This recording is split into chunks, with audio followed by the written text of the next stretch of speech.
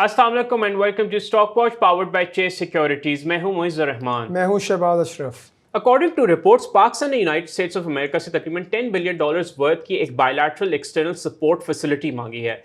हमें यह देखना होगा कि क्या इस तरह की सपोर्ट फैसिलिटी की हिस्ट्री में कोई एग्जांपल्स मिले हैं, और अगर ये फैसिलिटी पाकिस्तान का अवार्ड हो जाती है, इसका इकोनॉमी इन जनरल और मार्केट पर क्या इंपैक्ट रहेगा। इसके साथ ही हम ये भी डिस्कस करेंगे जो रीसेंट पेट्रोलियम प्राइसिंग फॉर्मूले में चेंजेस आए हैं, उसका स्टेक होल्डर्स पे क्या इंपैक्ट रहेगा। इन सब चीज़ों को हम डिटेल में डिस्कस करेंगे, सो स्टे ट्यून। अब हम बात करते हैं मार्केट परफॉर्मेंस की। मंडे और ट्यूसडे को मार्केट हमने देखा कि ऑल्दो फ्लैटिश लेकिन पॉजिटिव ट्रेजेक्टरी में क्लोज हुई, लेकिन उसके बाद हमने देखा वेडनेसडे, थर्सडे और फ्राइडे मार्केट में कंसिडरेबल करेक्शन है ऑन द बैक ऑफ जो geo political tension US Iran और जो रेड सी में भी प्रॉब्लम्स आ रहे हैं, जिसकी वजह से ऑयल प्राइसेस बढ़ी। So in the end let's see who took the week end bulls और बेयर्स।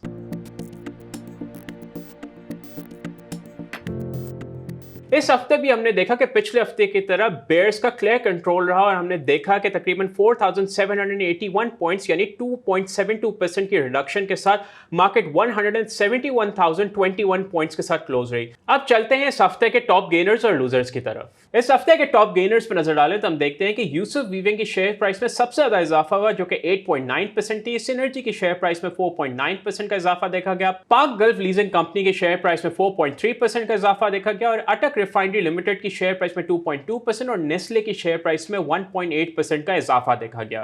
टॉप लूजर्स पे नजर डालें तो हम देखते हैं कि इस हफ्ते सबसे ज्यादा शेयर प्राइस में कमी सोई सदर्न गैस कंपनी की शेयर प्राइस में थी, जो कि 14.1% थी। सोई नॉर्दर्न गैस कंपनी की शेयर प्राइस में 8.6%, कोहिनूर टेक्सटाइल मिल्स की शेयर प्राइस में 8.2%, लॉर्ड केमिकल्स की शेयर प्राइस में 7.9% और मेपल लीफ सीमेंट में 7.7% की कमी देखी गई। अब चलते हैं इस हफ्ते की बिग स्टोरी की तरफ।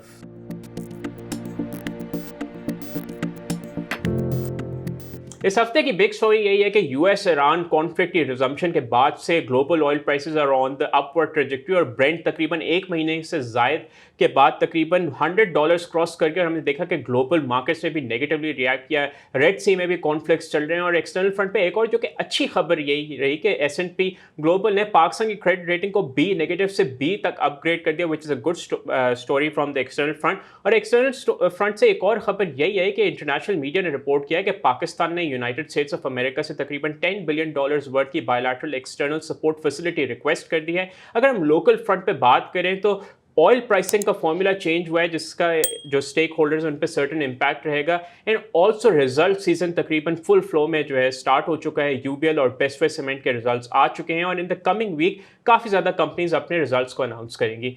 अब हम चलते हैं अपने गेस्ट की तरफ और आज हमें ज्वाइन किया है अवैस अशरफ ने। He is a director research at AKD securities. Awais, welcome to the show. Thank you very much for inviting me to your show. Awais, मेरा आपसे पहला सवाल यही है कि अगर हम वीक ऑन वीक तो ऑल्दो हमारे जो है यील्ड्स थोड़े से ऊपर गए हैं, बट लास्ट मॉनेटरी पॉलिसी के मुकाबले में जो अब 27 तारीख को मॉनेटरी पॉलिसी होने जा रही है उसमें हमारे यील्ड्स कम हैं। उसके साथ साथ एट द सेम टाइम अगर हम इन्फ्लेशन देखें तो जो पेट्रोल प्राइसेस जो एक अपवर्ड रिवर्सल्स हो रहे हैं, उसको मद्देनज़र रखते हुए आपका मीडियम टर्म इन्फ्लेशन टारगेट क्या है और आपका मंडे को लेके मॉनेटरी पॉलिसी को लेके क्या तवक्कुआत हैं? देखिए, हमारी पहले तो ये तो भी रीसेंट ट्रेंड इमर्ज हुआ है पिछले एक हफ्ते से, लेकिन अगर उससे पहले देखें तो हमारी सिचुएशन काफ़ी कंफर्टेबल हो गई थी। अगर हम फॉरेन एक्सचेंज रिजर्व्स की बात करें तो वो तकरीबन 3 मंथ के इम्पोर्ट कवर को रीच कर रहे थे और हमने फिस्कल ईयर जो एंडिंग है वो तकरीबन अपने हाई 18.5 बिलियन के फर्स्ट टाइम हमने फिस्कल ईयर एंडिंग क्लोज की थी। इसके अलावा हमने अपना टैक्सेशन जो रिवाइज था टारगेट वो भी मीट किया था। फिस्कल डिसिप्लिन भी वेल प्लेस्ड था। तो ज़्यादातर ख्याल यही था कि मार्केट एक्सपेक्टेशन यही थी कि जो इंटरेस्ट रेट है वो शायद कट भी हो सकता है, लेकिन जो रीसेंट सूरत-हाल इमर्ज हुई है कि दोबारा से एस्केलेशन हो गई है यूएस ईरान के बीच में, तो उससे अनसर्टेनिटी काफ़ी बढ़ गई है और फिर रेड सी के अंदर भी जो अब चीज़ें देखने में आ रही हैं, blockades of Saudi Arabian oil ships, तो वो भी थोड़ा-सा प्रेशर कर रहे हैं कि जो 4 मिलियन बैरल का ऑयल उधर से ट्रेड हो रहा था कि उसको भी एक लंबे राउट से घूम कर आना पड़ेगा। तो वो प्राइसेज़ में ऑयल में भी रिफ्लेक्शन है, ऑल्दो आज थोड़ा-सा ईज़ हुआ है। तो इन अनसर्टेनिटीज़ को देखते हुए अब ज़्यादातर यही लग रहा है कि स्टेट बैंक ऑफ पाकिस्तान जो है, वो स्टेटस को की तरफ जाएगा कि अपने इंटरेस्ट रेट स्टांस को वो मेंटेन ही रखेंगे। तो ये अवैस बताएँ कि आपका जो इन्फ्लेशन नंबर है for the month of July, उसकी क्या एक्सपेक्टेशंस है आपकी? बिकॉज़ आई थिंक मेरी जो कैलकुलेशन जो इनिशियल मैंने करी थी उसके मुताबिक तकरीबन इन्फ्लेशन जो हम डबल डिजिट्स देख रहे थे, वो सिंगल डिजिट की तरफ चले जाएँगी। सो आपको नहीं लगता कि अगर इन्फ्लेशन सिंगल डिजिट रहती है, यू नो आफ्टर स्पेशली अगर हम रिसेंट ये ऑयल प्राइसेस हाइक भी देखें, तो कुछ गुंजाइश स्टेट बैंक के पास बन सकती है? इफ़ नॉट इन जुलाई, उसके बाद जो मॉनेटरी पॉलिसी आएगी, आपकी क्या इस पे आउटलुक है?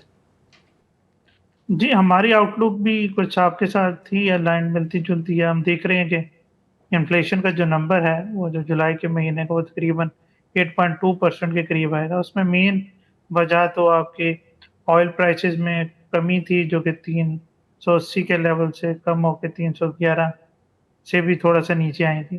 तो वो तकरीबन 20% की करेक्शन मोटर स्पिरिट में थी और इतनी डीज़ल में थी।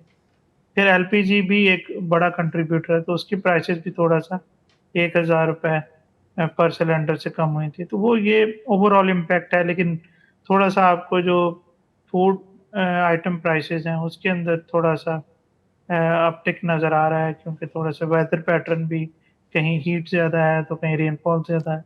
तो उस वजह से पेरिशेबल में भी थोड़ी-सी डिस्टर्बेंस है। और उसके साथ-साथ आपके जो स्टेपल फूड हैं, जैसे व्हीट स्पेशली, क्योंकि ये फर्स्ट ईयर है जिसमें हम टेस्ट कर रहे हैं वेयरहाउस जो फैसिलिटी प्रोवाइड की गई है फार्मर्स को, कि वो अपना जो स्टॉक है किसी भी किस्म का वो एक वेयरहाउस में रख सकते हैं और उसके अगेंस्ट फाइनेंसिंग अवेल कर सकते हैं बैंकिंग सेक्टर से। तकरीबन सभी बैंक्स जो बड़े हैं वो ये फैसिलिटी प्रोवाइड कर रहे हैं, और इसके अलावा प्राइवेट वेयरहाउसेज़ भी हैं और कुछ कंपनीज़ भी हैं, जैसे फौजी फाउंडेशन है, वो अपनी सब्सिडीज़ के थ्रू कर रहा है, और दूसरे ग्रुप भी कर रहे हैं कि फार्मर्स को फैसिलिटेट कर रहे हैं ताकि उनका वर्किंग कैपिटल यूज़ हो। तो उसमें ये है कि फार्मर के पास भी लीवे आ गया कि वो जब प्राइसेज़ समझे कि मुनासिब है, तब अपने स्टॉक को ऑफलोड कर सकता है मार्केट में। तो वो हमें शॉर्ट टर्म एक सप्लाई ग्लिच नज़र आ रहा है। स्टेपल फूड प्राइसेज़ में भी वो लॉन्ग टर्म के अंदर जो हम देख रहे हैं कि वो भी एडजस्ट हो जाएगा। तो वरना तो ये इन्फ्लेशन जो है हमारी 8% से भी कम का आप नंबर देखते हैं। पूरे साल के लिए जो हमारा इन्फ्लेशन का एस्टीमेट है वो तकरीबन 5.9% का है। उसके ऊपर हम देख रहे हैं कि जो स्टेट बैंक ऑफ पाकिस्तान है, वो पहली मॉनेटरी ईज़िंग की तरफ नवंबर में अपने अक्टूबर की मॉनेटरी पॉलिसी के अंदर जा सकते हैं। फिर दिसंबर के अंदर हम एक और कट देख सकते हैं। अच्छा, एक और इस काफ़ी इंटरेस्टिंग एंगल जो डेवलप हो रहा है, ये देखें ना, लास्ट आई थिंक एक मंथ और सो हमने कुछ एक्सपेंसिव कार्गोज़ मंगाए व्हेन इट कम्स टू आरएलएनजी। तो हमने देखा कुछ अरसे पहले जो सर्कुलर डेट था वो एक लेवल पे स्टॉल हो गया था। बट आप क्या समझते हैं, because of higher LNG prices, I think record higher import जो हमारी इम्पोर्ट्स हो रही लास्ट 5 कार्गोज़, तकरीबन $19 से $20 का एवरेज है। तो डू यू थिंक ये जो नंबर है गैस सर्कुलर, इसकी वजह से बढ़ सकता है? एंड स्पेशली जो हमने देखा एक कुछ अरसे पहले जो आपके ट्रेड डेट्स थे of all the NP company specially PPL, वो एक पॉजिटिव ट्रैजेक्टरी पे थे। मैंने देखा लास्ट क्वार्टर रिकवरी से थोड़ा सा ना लोअर साइड आया।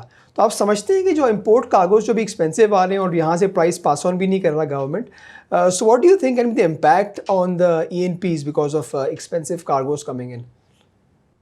देखिए, एक बात को समझें, एक पूरे अगर हम बिगर अम्ब्रेला की बात करें, तो जो हम इस डिस्ट्रक्शन से पहले जो हम पहले पिछले सालों में अगर देखें, तो हम तकरीबन 1100 एमएमसीएफडी के करीब आरएलएनजी को इम्पोर्ट करते थे। पिछले साल हमने कुछ कतर से रीनेगोशिएशन की, जिसके बाद हम हमारी एस्टिमेशन जो थी, जो नंबर थे, वो 900 एमएमसीएफडी की एवरेज इम्पोर्ट की तरफ जा रहे थे। तो अब जो हमारा एफवाई 26 का नंबर आया, वो तकरीबन आया है 700 एमएमसीएफडी से भी कम। तो अब हमारे पास जो कतर से आपके पास तकरीबन 9 शिपमेंट्स आती थी, तो वो अब नहीं आ पा रही हैं आपके पास, जो पर मंथ आती हैं। तो अब वो उनकी रिप्लेसमेंट आपने देखें कि आपके जो लोकल ईएनपी कंपनीज़ थी, उन्होंने भी अगर फ़ेब का देखें तो 2700 एमएमसीएफडी हमारी लोकल ईएनपी कंपनीज़ की प्रोडक्शन थी, तो वो उन्होंने प्रोडक्शन को रैंप अप किया, तो वो 3100 के ऊपर अपनी प्रोडक्शन को लेकर आए। इसके साथ-साथ जो आपके कोयले के पावर प्लांट थे, जो लोकल वाले थे, पहले वो चले, फिर इम्पोर्टेड वाले चले। लेकिन ग्रिड के अंदर जो ये थोड़ी-सी इंस्टेबिलिटी है कि हमारे पास नॉर्थ के ऊपर भी हमें जनरेशन चाहिए। तो या तो हम फर्नेस ऑयल के ऊपर चलाएँ या फिर हम आरएलएनजी के लिए चलाएँ। तो उसके लिए हमें या तो हम अपनी प्रोडक्शन को डोमेस्टिक सोर्सेज़ से 200-300 एमएमसीएफडी और बढ़ा लें। उसके काफ़ी सारे, एक तो है कि नई डिस्कवरीज़ भी पिछले पूरे साल के अंदर हमने 300 करी हैं, और इसके अलावा कुछ ब्लॉक्स भी ऐसे हैं जो अभी अपने पोटेंशियल पे प्रोड्यूस नहीं कर रहे, क्योंकि उसमें गैस प्रोसेसिंग फैसिलिटीज़ का भी एक बॉटलनेक है। तो अगर उस तनासुर में आप देखें तो हमने काफ़ी अच्छा मैनेज किया है। तो वो जो ग्रिड की स्टेबिलिटी के लिए आपको जो आरएलएनजी फ्लोज़ चाहिए होते हैं, वो हम मँगवा रहे हैं स्पॉट के ऊपर। तो वो आपका price pass on electricity tariff जो आपको नज़र आ रहा है, उसके अंदर ही हो जाता है। हमें क्वार्टरली टैरिफ में एक थोड़ा-सा रिलीफ़ मिला हुआ है कि ₹2 का है, हमें इन 3 महीनों में मिलेगा, और तकरीबन हम फ्यूल प्राइस एडजस्टमेंट में भी सवा रुपए से लेके पौने ₹2 तक हमारी अभी 1-2 महीने से एडजस्टमेंट आ रही है। तो वो मोर और लेस बैलेंस ही हो रहा है। इस वजह से आपको उसका कोई इन्फ्लेशनरी इम्पैक्ट उन कार्गोज़ का नज़र आ नहीं रहा है।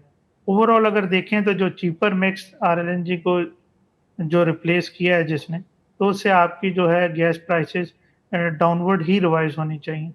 तो उसका फ़ायदा तो 2 सूरत में होगा, क्योंकि गवर्नमेंट ने प्राइसेज़ को अभी तक मेंटेन रखा है। तो जो आपके पास एम्पल रिसोर्सेज़ बनेंगे, उससे या तो आप सर्कुलर डेट की पेमेंट क्लियर कर सकते हैं, या आप लेटर ऑन उसको कंज़्यूमर पे मुनासिब वक़्त के अंदर ट्रांसफ़र कर सकते हैं।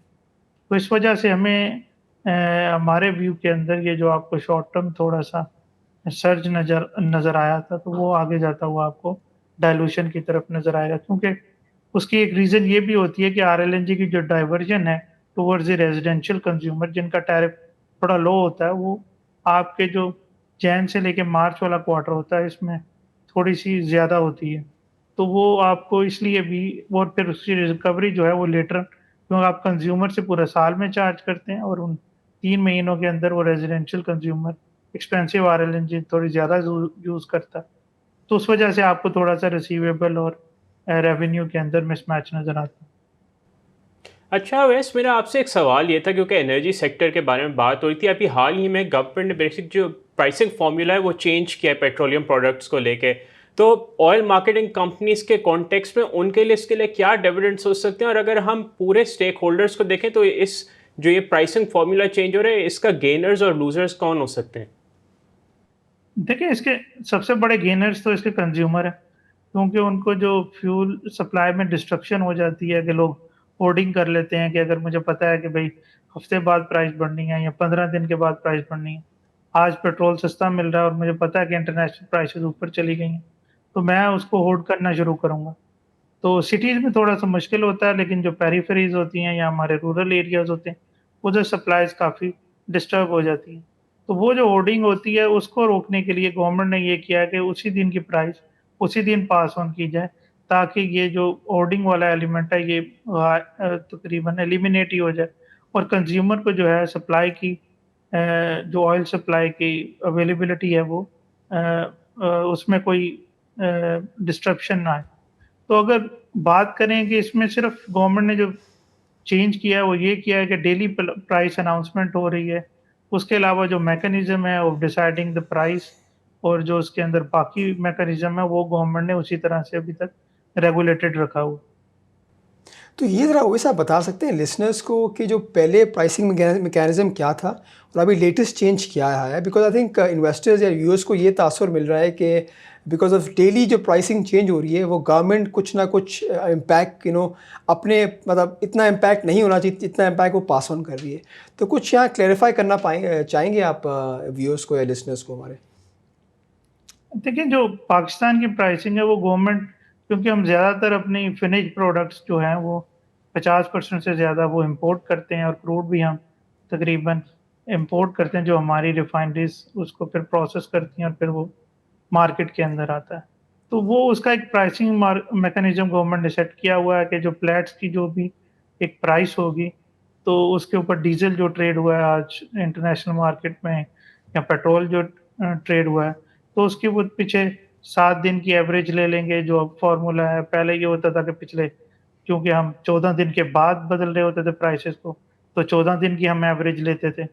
तो फिर गवर्नमेंट ने 7 दिन का कर दिया, तो 7 दिन की एवरेज लेना शुरू हो गया। तो अब लेकिन गवर्नमेंट ने उसको कर दिया कि डेली अनाउंसमेंट होगी, लेकिन जो पिछले 7 दिन की एवरेज प्राइस ग्लोबल मार्केट में ट्रेड हो रही है, तो उसी को बेस बना के हम उसके ऊपर अपना जो डेली की प्राइस रिवीजन है, अपवर्ड या डाउनवर्ड, उसकी बेसिस के ऊपर उसका तयन किया जाएगा।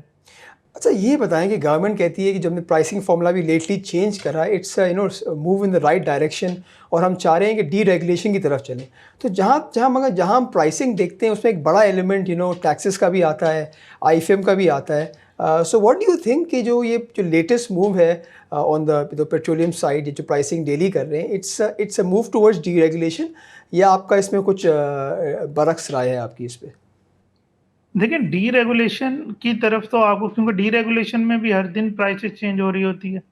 हर टाइम, हर लोकेशन की प्राइस डिफरेंट होती है। तो जो ये हमारी अभी रेगुलेटेड मैकेनिज़्म है, इसमें प्राइसेस तो डेली चेंज हो रही हैं, लेकिन एक रेगुलेटेड एनवायरनमेंट के अंदर चेंज हो रही हैं।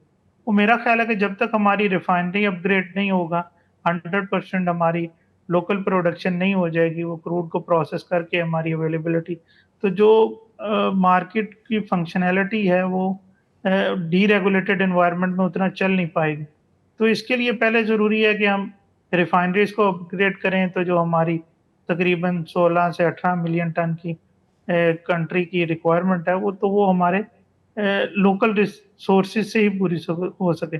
ऑल्दो कि उसमें क्रूड हम बाहर से मँगाएँगे, प्रोसेस करेंगे, लेकिन आपको अवेलेबिलिटी यहीं पे होगी। उसमें ये नहीं होगा कि आप इंतज़ार कर रहे हैं, किसी आपके सप्लाई डिस्ट्रप्शन होगी, तो अब आप अपने कार्गो का इंतज़ार कर रहे हैं कि भई आज एमएस का कार्गो आएगा, आज दूसरा कार्गो आएगा। तो वो जब तक हम अपने एक स्ट्रैटेजिक रिज़र्व्स नहीं बना लेते गवर्नमेंट लेवल के ऊपर या ओएमसीज़ या रिफाइनरी लेवल के ऊपर, और उसके साथ हम रिफाइनरी अपग्रेडेशन नहीं कर लेते, तो फिर it's difficult for a country like Pakistan to run their fuel prices on a deregulated mode. अगर आपको ये वीडियो पसंद आ रही है तो अभी सब्सक्राइब करें। अच्छा वैस, मेरा आपसे जो नेक्स्ट क्वेश्चन है, इस हफ्ते आपकी मैक्रो साइड को लेकर दो बड़ी इंटरेस्टिंग डेवलपमेंट्स थी। एक ये कि एस&पी ने आपकी जो लॉन्ग टर्म क्रेडिट रेटिंग है उसको बी नेगेटिव से बी तक मुस्तहकम कर दिया है, और दूसरा ये कि पाकिस्तान ने यूएस से एक bilateral stabilisation support program request किया वर्थ $10 बिलियन का। तो ये जो रेटिंग की इम्प्रूवमेंट है उसका आपका क्या व्यू है? और दूसरा ये कि जो प्रोग्राम रिक्वेस्ट किया, क्या इसका हमारी हिस्ट्री में कोई पास्ट एग्जाम्पल मिलता है, और अगर इस तरह का कोई प्रोग्राम अवार्ड हो जाता है तो उसका हमारी macro economy in general as well as the equity market, उस पर क्या इम्पैक्ट रहेगा?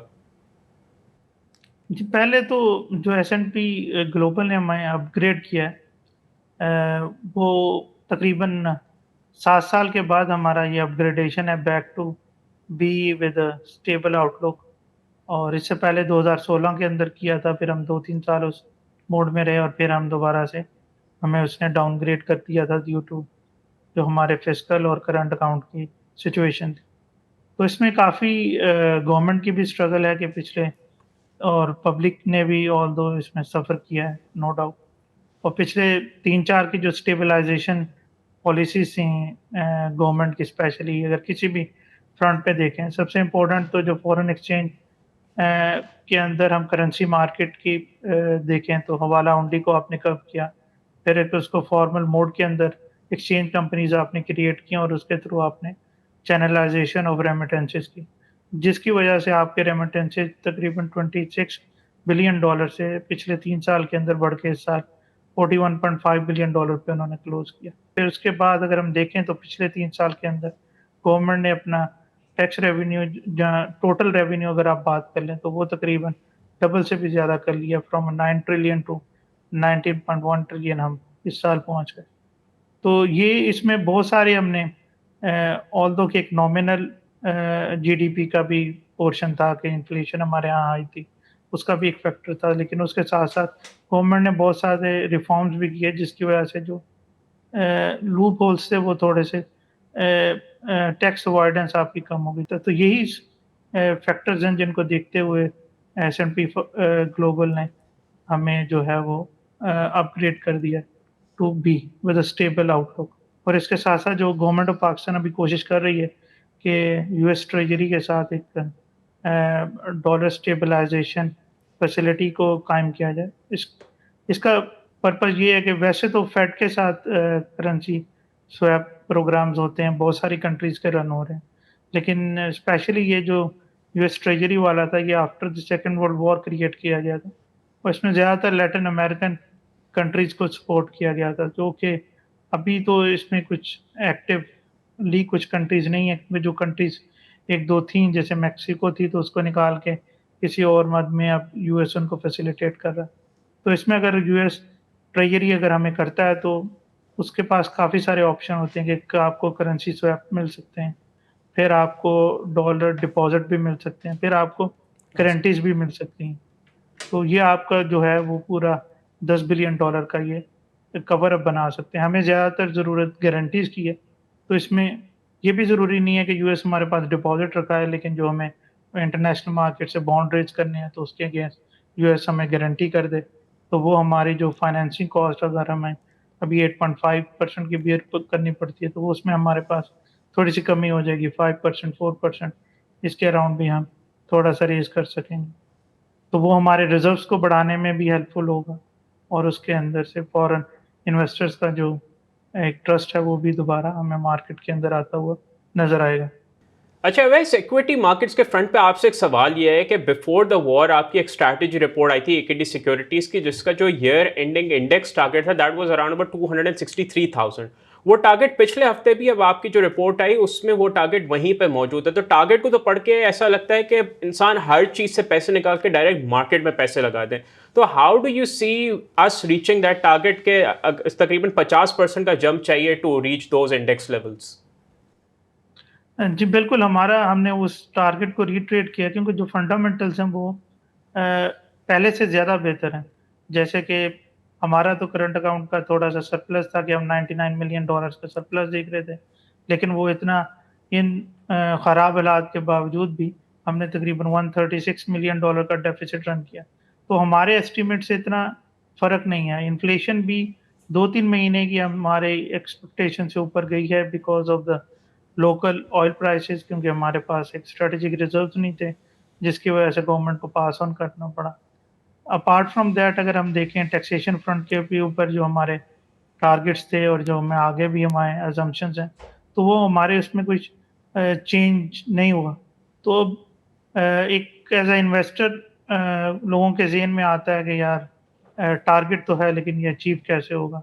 तो उसके लिए जो सबसे पहला है कि इसमें आपको मार्केट होता है कि ट्रिगर्स चाहिए होते हैं कि क्या चीज़ ट्रिगर करेगी कि ये आपके रिफ्लेक्शन हो इंडेक्स के अंदर।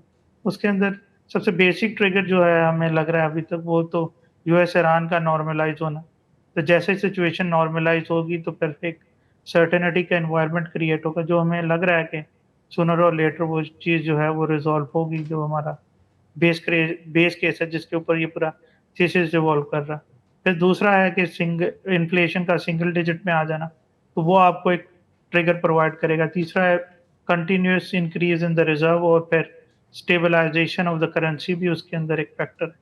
और वैसे भी अगर हम मार्केट को भी ओवर फिर आपका स्टेट बैंक ऑफ पाकिस्तान का पॉलिसी रेट को कट करना towards the end of the year, जिसमें हम 200 बेसिस पॉइंट का फर्दर ईज़ देख रहे हैं। एक हम अक्टूबर के अंदर देख रहे हैं और दूसरा दिसंबर के अंदर देख रहे हैं, तो ये काफ़ी सारे ट्रिगर्स होंगे। इसके अलावा एक्सटर्नल फ्रंट के ऊपर भी हम रिज़र्व्स में कंटिन्यूअस ग्रोथ देख रहे हैं, करेंसी की स्ट्रेंथनिंग देख रहे हैं because of the foreign exchange currency market reforms that the government has done in the last few years. तो ये काफ़ी सारे फैक्टर्स हैं जो कि हमें लग रहा है कि काफ़ी स्ट्रॉन्ग केस बनाते हैं। थैंक यू वैस। और अब हम नजर डालते हैं नेक्स्ट वीक के कुछ की इवेंट्स पर। मंडे को स्टेट बैंक ऑफ पाकिस्तान की मॉनेटरी पॉलिसी कमेटी की मीटिंग है। साथ ही JDW शुगर मिल के थर्ड क्वार्टर फाइनेंशियल ईयर 2026 के रिजल्ट्स आएंगे। साथ ही में फौजी फूड्स के फर्स्ट हाफ कैलेंडर ईयर 2026 के रिजल्ट्स आएंगे। ट्यूसडे को पायनियर सीमेंट के फुल ईयर 2026 के रिजल्ट्स आएंगे। वेडनेसडे को ईफर्ट और फौजी फर्टिलाइजर के फर्स्ट हाफ CY26 के रिजल्ट्स आएंगे। होंडा कार भी अपने फर्स्ट क्वार्टर फाइनेंशियल ईयर 2026 के रिजल्ट्स को अनाउंस करेगी। सीमेंस पाकिस्तान अपने थर्ड क्वार्टर फाइनेंशियल ईयर 2026 के रिजल्ट्स को अनाउंस करेगी। थर्सडे को फॉरेक्स डेटा आएगा। साथ ही में एंग्रो पावरजेन कादरपुर लिमिटेड का फर्स्ट हाफ कैलेंडर ईयर 2026 के रिजल्ट्स आएंगे। एटलस होंडा का फर्स्ट क्वार्टर फाइनेंशियल ईयर 2026 के रिजल्ट्स आएगा। बैंक अल्फला का फर्स्ट हाफ कैलेंडर ईयर 2026 के फाइनेंशियल रिजल्ट्स आएंगे। और मेपल लीफ सीमेंट के फुल ईयर 2026 के रिजल्ट्स भी थर्सडे को आएंगे। फ्राइडे को SPI का डेटा आएगा और साथ ही में कॉलगेट पामोलिव अपने फुल ईयर 2026 के फाइनेंशियल रिजल्ट्स अनाउंस करेगी। अस्करी बैंक लिमिटेड भी अपने फर्स्ट हाफ कैलेंडर ईयर 2026 के फाइनेंशियल रिजल्ट्स को अनाउंस करेगा। अब हम नजर डालते हैं उन कंपनीज पे जो कि next week ex dividend trade होंगी। डॉल्मेन सिटी रीट जिन्होंने 0.66 रुपीस का डिविडेंड अनाउंस किया था, वो 27 जुलाई को एक्स डिविडेंड ट्रेड होगी। लॉर्ड केमिकल्स जिन्होंने 1.5 रुपीस का डिविडेंड अनाउंस किया था, वो 29 जुलाई को एक्स डिविडेंड ट्रेड करेगी। बेस्ट वेस्ट सीमेंट लिमिटेड जिन्होंने 10 रुपीस का डिविडेंड अनाउंस किया था, वो 31 जुलाई 2026 को एक्स डिविडेंड ट्रेड होगा। अब चलते हैं चेस सिक्योरिटीज कैंडल टॉक की तरफ।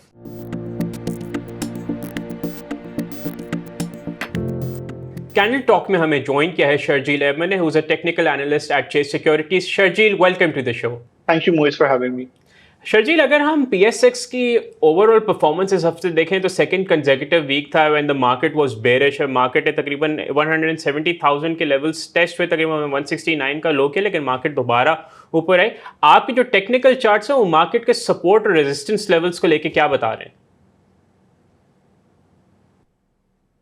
बिल्कुल, आई थिंक ये हफ्ता मार्केट के लिए कंपैरेटिवली बेयरिश रहा। हमने मार्केट को देखा कि मार्केट ने 171,000 के लेवल्स के करीब अप्रॉक्सीमेटली इस वीक क्लोजिंग दी। अगर हम अपने लास्ट वीक के एनालिसिस की बात कर रहे हैं तो हमारे ये व्यू था कि 173,000 से 173,500 के करीब मार्केट की बहुत पिवटल सपोर्ट थी। चार्ट्स पे अगर हम देखें तो ये ऑलमोस्ट इस पर्टिकुलर चैनल का रीटेस्ट लेवल था, और आई थिंक 173,000 के लेवल इसलिए भी इम्पोर्टेंट था क्योंकि आपको याद होगा जब previously back in April and May जब मार्केट यहाँ पे कंसोलिडेट कर रही थी तो ये हमारा व्यू था कि 173,000 के लेवल्स के ऊपर अगर मार्केट क्लोज करती है तो उसके बाद हमें मार्केट में रैली नजर आएगी। तो ये टेक्निकली उसका रीटेस्ट लेवल भी था, which was almost 61.8% of the overall corrective wave. और अगर हम इस पर्टिकुलर इम्पल्स वेव की बात करें तो इस इम्पल्स वेव का ये ऑलमोस्ट 38.2% रिट्रेसमेंट लेवल भी था। तो मल्टीपल रीजंस की वजह से 173 से 173,500 की रेंज हम देख रहे थे कि ये बहुत पिवटल रह सकती है गोइंग फॉरवर्ड। बट इस वीक हमने देखा कि मार्केट ने initially during the start of the week, almost start of the week Monday को इस पर्टिकुलर लेवल को टेस्ट करा, बट यहाँ से मार्केट में रिकवरी आई।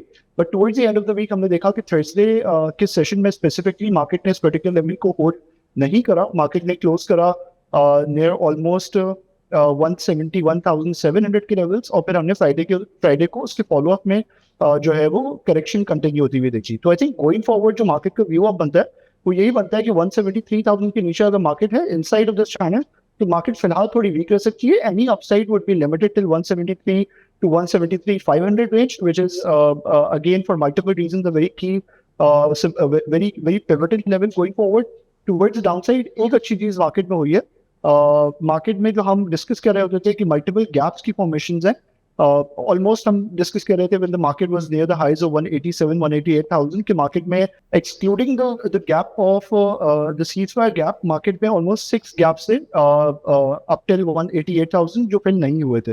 तो इस करेक्शन में जो अब तक आई है हमने मार्केट में ऑलमोस्ट 5 गैप्स को जो है वो फिल होता हुआ देखा है, जिसमें से जो लास्ट जो 5th गैप है वो आज फ्राइडे के लो के साथ जो है वो फिल हुआ एट ऑलमोस्ट 170,000। अब जो एक गैप मार्केट का रह गया है दैट्स अराउंड 165,000। तो आई थिंक गोइंग फॉरवर्ड जो मार्केट की क्रूशियल सपोर्ट्स रहेंगी वो अगेन इनिशियली 168,000 के लेवल्स के करीब रहेगी, और जो एक सेकंड मेजर सपोर्ट रहेगी वो 165,000 के लेवल्स के करीब रहेगी। टुवर्ड्स दी अपसाइड मार्केट की जो रेजिस्टेंस है जहाँ तक फिलहाल अगर कोई भी अपसाइड बनती है वो लिमिटेड रहेगी, वो 173 से 173,500 के लेवल्स के करीब रहेगी। हाँ, अगर गोइंग फॉरवर्ड अगले हफ्ते में मार्केट इसको ब्रेक करती है और उसके ऊपर सस्टेन करती है तो हम मार्केट में बुल्स को वापस आता हुआ देख सकते हैं, और उस सूरत में जो मार्केट की प्रीवियस रेंज थी लास्ट वीक की जिसका टॉप ऑलमोस्ट 178,500 था वो अप्रोच होता हुआ नजर आ सकता है। शर्जील, अगर हम स्पेसिफिक स्टॉक्स की बात करते हैं और सिनर्जी की बात करते हैं तो in anticipation of the refinery policy हमने देखा कि शेयर की परफॉर्मेंस थोड़ी अच्छी रही इस हफ्ते। आपके जो टेक्निकल एनालिसिस है वो इस शेयर के सपोर्ट और रेजिस्टेंस लेवल्स के वाले से क्या कहते हैं? बिल्कुल, I think despite market remain and pressure हमने रिफाइनरीज को बेहतर परफॉर्म करते हुए देखा। रिफाइनरीज में हमने मेनली कंसोलिडेशन देखी, और रिफाइनरीज पे जो व्यू है बाय द वे वो इंटैक्ट है। सिंस आवर लास्ट कॉल हमारा ये व्यू था कि जो ओवरऑल सिनर्जी में पैटर्न की फॉर्मेशन थी वो अगर आप लास्ट 4-5 ईयर्स की फॉर्मेशन को देखें तो एक कप एंड हैंडल की फॉर्मेशन थी, और कप एंड हैंडल यूजुअली एक बुलिश पैटर्न होता है जिसका ब्रेकआउट हुआ था 9.4। तो हमने देखा है since then it has been doing well. We anticipated a resistance around 10.8, which was a short-term channel top that we have indicated with a green trend line here. तो यहाँ पे हमने इसके नीचे कंसोलिडेशन देखी है। हमने देखा था कि during this week as well when synergy made a high of almost 11.25, तो इस पर्टिकुलर लेवल या इस पर्टिकुलर चैनल के ऊपर क्लोज नहीं कर पाया था, तो it's consolidating inside of this channel. Going forward, again, यही रहेगा, और we can remain optimistic in Synergy. Any downside would be limited till the retest of this 9.4 breakout level. Towards the upside, 10.8 would still act as resistance. However, अगर ये levels breach होंगे going forward, तो जो हमारे 11.4 और 13 के जो target levels हैं वो अनलॉक होते हुए नजर आ सकते हैं। शजील, अगर हम एक और स्टॉक की बात करें, स्पेसिफिकली पाकिस्तान ऑयल फील्ड, एक स्टॉक ऐसा है जिसकी डिविडेंड यील्ड भी डबल डिजिट्स है, one of the highest in the I think KC 100 index. But और अगर आप ये भी देखें कि because of high oil prices ये एक बेनिफिशरी रह सकता है गोइंग फॉरवर्ड, बिकॉज इसके जो सारी जो मेजरली अर्निंग्स हैं वो थ्रू ऑयल आती हैं। सो टेक्निकल चार्ट्स क्या बता रहे हैं about this stock going forward? POL में हम देख रहे हैं कि POL has been consolidating almost. हमने इसमें जो रिसेंटली जो हमने इस वीक की क्लोजिंग देखी है दैट्स अराउंड 670। 670 इसकी एक short term trend line support भी है, connecting the two major lows first back in जो इसने 8 मई 2025 में लगाया था। इन द सेकंड लो जो इस ट्रेंड लाइन में जो सेकंड पॉइंट है इस ट्रेंड लाइन का टच पॉइंट दैट्स ऑफ 17 मार्च 2026। इस ट्रेंड लाइन को अगर हम एक्सटेंड करें तो सपोर्ट आती है तकरीबन 670 के लेवल्स की। That's exactly where the price is trading right now. तो इवन इन केस अगर थोड़ा प्रेशर रहता है, लो वॉल्यूम्स की एक्टिविटी होती है, तो 650 would be the second support for accumulation. This is a good support 670 के करीब। We can expect a rebound from here towards the upside. We believe 705 के लेवल्स के करीब जिसका रीसेंट हाई है that's going to act as initial resistance. वहाँ पे हम देख सकते हैं कि थोड़ी बहुत प्रॉफिट टेकिंग हो, बट अगर ये इन लेवल्स को ब्रेक करेंगे गोइंग फॉरवर्ड तो 740 के लेवल्स हमें टेस्ट होते हुए नजर आ सकते हैं। तो overall target of this wave is going to be around 780 which is also an overall channel top of POL. Sharjeel, अगर हम हबको के बारे में बात करें तो it is a very anticipated project. बहुत सारे इन्वेस्टर्स की होप्स भी जो उनका प्लांट आ रहा है BYD वहाँ तक पेन हुई है, तो that is about to come online और एक अच्छी डिविडेंड यील्ड एक्सपेक्टेड है। आपका टेक्निकल एनालिसिस हबको के सपोर्ट और रेजिस्टेंस लेवल्स के बारे में क्या बताता है? आपको इस करंटली ट्रेडिंग एट ऑलमोस्ट 214 के लेवल्स, इसकी जो इस वीक की क्लोजिंग रही है, हमने देखा है कि इसने since it made the top of 238 retracing somewhere between 61.8 till 78.6% retracement levels। इसके बाद इसमें एक शॉर्ट टर्म करेक्शन जो है वो अनलॉक हुई है। अब इसमें भी हम देख रहे हैं कि एक बहुत ही पिवटल सपोर्ट है, that is the short term trend line support that's coming around 214 approximately. 214 के करीब इसमें एक पिवटल सपोर्ट है जहाँ पे ये अपनी एक short term trend line support को भी टेस्ट करें, ट्रेंड लाइन को भी टेस्ट करें, उसके साथ साथ इसका जो एक ओवरऑल चैनल इन प्ले है उसका भी रीटेस्ट लेवल है अप्रॉक्सीमेटली 214 से 216 के रेंज में। तो ये levels going forward would be the levels to watch out for. यहाँ पे अगर हम देखते हैं कि अगर ये सस्टेन करता है इस पर्टिकुलर सपोर्ट के ऊपर तो इसमें रिकवरी एंटिसिपेट की जा सकती है, और उस सूरत में इसका जो इनिशियल टारगेट लेवल होगा वो 225 के लेवल के करीब होगा इनिशियली। हाउएवर ये लेवल्स बहुत पिवटल गोइंग फॉरवर्ड इसलिए भी हैं क्योंकि अगर आप टेक्निकली देखें तो इसमें हेड एंड शोल्डर पैटर्न की फॉर्मेशन भी है, and this formation is usually considered bearish. Almost 214 के करीब इसका भी ब्रेकडाउन लेवल है। तो अगर 214 की सपोर्ट सस्टेन नहीं हो पाती है तो इसमें आइडियली तो फिर यही व्यू रहेगा कि फिलहाल वेट किया जाए उसमें, और अगर ये करेक्ट करता है और head and shoulder in play आता है तो 200 से 204 की रेंज एक ऐसी रेंज है जहां इसको आइडियली एक्यूमुलेट किया जा सकता है। That's going to be the retest level of this long term trend line as well, और it would be down almost retracement wise देखें तो इस पर्टिकुलर ये जो लेग बनी है इसकी towards the upside almost 78.6% retracement भी इसकी हो जाएगी। तो आई थिंक फिलहाल इन लेवल्स पे इसको ऑब्जर्व करना चाहिए। आइडियली अगर ये सस्टेन करता है तो हो सकता है इसके अंदर हम रिकवरी देखें, वरना आइडियल एक्यूमुलेशन लेवल्स तो इसके 200 से 204 के रेंज के दरमियान रहेंगे। थैंक यू शर्जील, और अब हम चलते हैं अपने segment stocks to watch out for की तरफ।